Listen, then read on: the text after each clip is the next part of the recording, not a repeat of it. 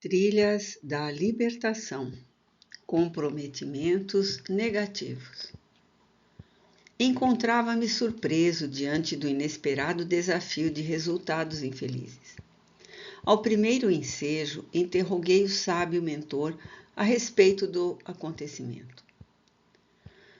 Por que o Dr. Herman não conseguiu silenciar e afastar do recinto o atormentado obsessor que o veio perturbar? Caro Miranda, respondeu-me sereno, recordemos que o nosso médico, não obstante os seus respeitáveis títulos como hábil cirurgião e generoso trabalhador, ainda não adquiriu os requisitos honoráveis da humildade e do amor que credenciam o ser com forças morais para tentames dessa natureza. Mencionemos que Jesus, após retirar o espírito imundo que atazanava o jovem, cujo pai lhe solicitara ajuda ao descer do Tabor, quando interrogado pelos discípulos sobre a razão pela qual ele o lograra, e não eles, obtemperou com bondade. Porque para esta classe de espíritos são necessários jejum e oração, o que hoje traduzimos como conduta reta e comunhão com Deus em atos de enobrecimento. Não desconsideramos o valor que exornam o caráter do nosso amigo. Todavia, a escada do progresso moral se caracteriza pela infinidade de degraus e patamares nos quais se demoram todos aqueles que buscam a ascensão.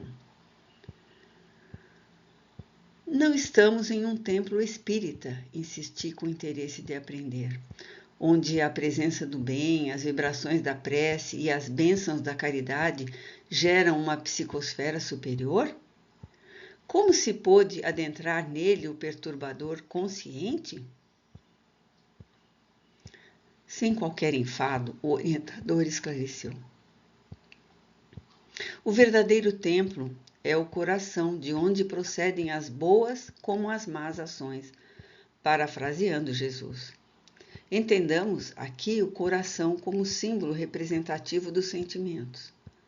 Se ele não se encontrar em harmonia, o lugar onde se esteja poderá criar condições para a paz, não, porém, para impedir os tormentos de quem os tem. Vejamos. Um paciente com várias ulcerações, ao adentrar-se em um hospital e demorar-se num recinto asepsiado, frui de bem-estar, sem dúvida, não se liberando, entretanto, das feridas que carrega. Assim, a casa onde nos encontramos possui defesas e barreiras magnéticas de proteção, mas estas não impedem que os hospedeiros de obsessão carreguem os seus comensais e lhes atravessem as áreas guardadas. Sabemos que as fixações profundas nos centros mentais não são de fácil liberação. Isso posto, embora os invasores, como no caso em tela, logrem ultrapassá-las, sentem-lhes as constrições impeditivas. No entanto, são arrastados pelo ímã psíquico das suas vítimas. Não seja, portanto, de estranhar esta como outras ocorrências semelhantes. O que podemos interceptar são as invasões dos assaltantes desencarnados, quando investem a sós ou em grupos sem o contributo da energia mental dos que lhes compartem os interesses no corpo físico. Ademais, tenha em mente que o nosso esculápio tem gerado problemas psíquicos e éticos na casa que Vicente tem tido dificuldade para regularizar, mantendo os antigos níveis de harmonia vibratória, que eram comuns antes das suas cirurgias. Por tais razões, desafiado e sabendo dos limites das suas possibilidades morais, sem a humildade necessária para a prece e a súplica a Deus, com unção, a fim de que fizesse o mais acertado para o momento, ele fugiu para as atitudes descaridosas, agressivas e infelizes. Agora, sigamos Davi e sua corte.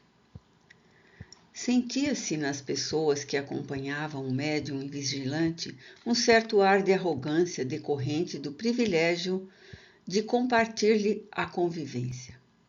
A dor generalizada em derredor não a sensibilizava, pelo contrário, causava-lhes enfado, até mesmo algum asco. Acostumaram-se àquele espetáculo, no qual funcionavam como intermediárias das negociações, capacitadas para conseguir consultas e cirurgias, os ansiados milagres que não existem. Os enfermos não atendidos tentavam alcançar o médium à sua saída, suplicando-lhe socorro em total desvario, invertendo os objetivos da vida e esquecidos de Deus, enquanto ele, embora gentil, desembaraçava-se dos que se lhe pareciam cansativos e desagradáveis. Fora das defesas vibratórias da casa, encontrava-se uma turba malta, constituída de desencarnados de vários portes, doentes perturbados, zombeteiros, escarnecedores e obsessores em um pandemônio ensurdecedor, em que não faltavam blasfêmias, motejos e agressões. O tráfego na rua era igualmente confuso. As duas esferas da vida misturavam-se sem que os encarnados se apercebessem da ocorrência, uns atropelando os outros. Quando o grupo atravessou as fronteiras de defesa espiritual, as entidades, à semelhança do que acontecera antes com os encarnados, praticamente assaltaram os descuidados, umas arremetendo acusações insensatas, outras utilizando-se de arrengas e zombarias, diversas criticando, porém as mais terríveis ameaçando com indisfarçável rancor, prometendo desforços cruéis. O médium era o alvo preferido, embora os seus aficionados não escapassem à sanha geral. Ao se adentrarem nos automóveis, fizeram-se acompanhar de alguns espíritos ociosos e de outros odientos, que passaram a compartilhar-lhes a convivência. Davi, porque dotado de maior sensibilidade, experimentou a psicosfera pestífera e, ao absorver os fluidos de um adversário que se lhe acercou, sentiu-se nauseado, ligeiramente aturdido. Os amigos não lhe perceberam o pálor da face, nem a sudorese viscosa que subitamente o dominaram. O fenômeno vinha-lhe ocorrendo a miúde, e ele sabia que algo estava em desajuste.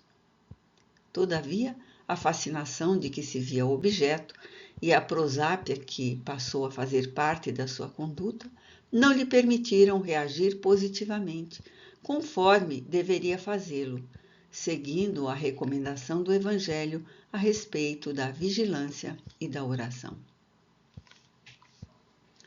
No silêncio natural que se fez no veículo, enquanto vencia as distâncias, o médium começava a reflexionar, direcionado por antigo benfeitor espiritual que o emulara a tarefa. Lúcido, ele sabia dos gravames que colocava no ministério, contudo se sentia hipnotizado pelo luxo e prazer. A sua fora uma jornada rápida, desde o lar modesto à mansão faustosa onde agora residia. Seus negócios prosperavam, os investimentos davam lucros. Todos, no entanto, ou quase todos, eram frutos ácidos da simonia exorbitante a que se entregava.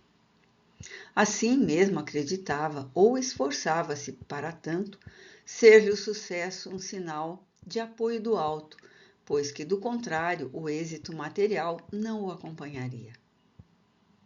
Confundia a ostentação e o desperdício com o triunfo, que é sempre o do homem sobre si próprio, manifestando-se como harmonia e equilíbrio emocional. O amigo espiritual, utilizando-se do momento, acercou-se mais e insuflou-lhe ideias positivas, afastando psiquicamente o adversário. Ele recordou-se da genitora desencarnada, que foi atraída no momento, e antes o conduzira nos primeiros tentames da mediunidade. E ela, tocando-lhe o centro da memória, levou-o a recordar-se das experiências cirúrgicas iniciais, quando ele se havia comprometido à ação da caridade com as mãos limpas no serviço do bem.